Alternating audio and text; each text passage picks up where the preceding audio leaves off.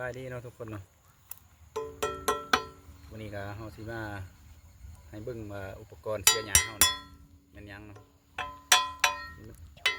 มันจกแบบจกเสียหญ้ามันบ่แม่นจกแบบเฮาจกขุดดิน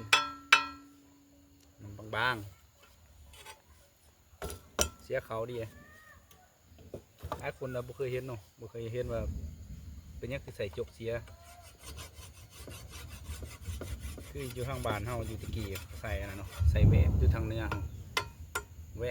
แบบตอนนั้นมันจะน้อยมันก็เลยว่าเห็นให้มันซ่าแต่ว่าสำหรับทางนี้นั่นใส่จกไวดีเขาดีอีกจกนี่บางๆนี่บ่ได้หนักเขาใส่แบบเขาจะดิกลมเสียตัวนี้มันยาวในดาบมัน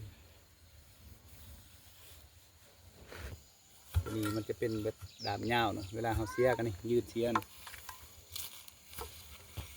มันจะบุเจ็บแอวนี่ยืดนี่สิมาวันนี้เขาก็สิมาฝนเนาะ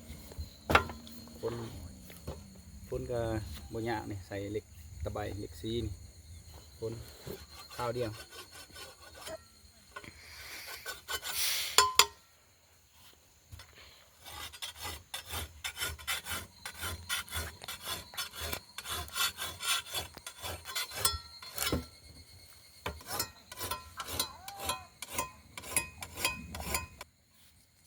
สะดวกสบายจก